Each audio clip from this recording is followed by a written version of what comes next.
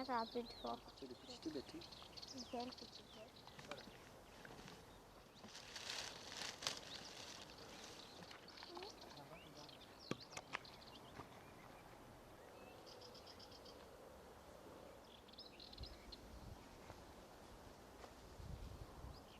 Ah, je suis pas un moustiquaire.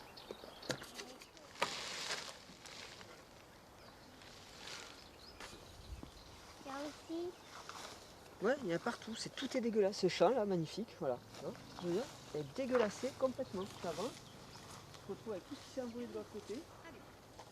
Nous sommes ici à la limite de la commune de Villeneuve-de-la-Raho et de celle de Perpignan, sur les bords du Réard.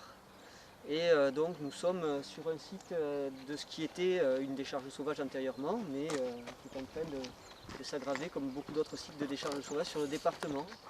C'est une pollution visuelle pour tous les passants, mais c'est une vraie pollution de notre environnement en général qu'il ne faut pas minimiser. Donc toutes les matières ici non organiques qui sont déposées, et notamment les matières en plastique, eh bien elles vont se décomposer, s'émietter, se répandre dans les champs alentours, comme on le voit ici. Avec le vent, avec le temps, on va retrouver partout, dans tout cet environnement magnifique, des déchets plastiques qui vont devenir ensuite des microplastiques, qui vont finir par être ingérés par les animaux et finir dans la chaîne alimentaire dont nous sommes le dernier maillon, c'est-à-dire mangés par nous. Donc en jetant comme cela des déchets dans la nature, finalement c'est nous-mêmes, notre propre organisme et celui de nos enfants que nous polluons. Un peu plus bas coule une rivière qui est à sec en ce moment, qui est le Réard.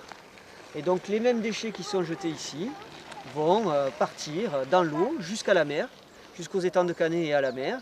Et la même chose va se produire avec les plastiques ou avec les autres matières toxiques qui existent dans ces produits. C'est-à-dire qu'elles vont se décomposer, être mangées par les animaux marins et de rivière.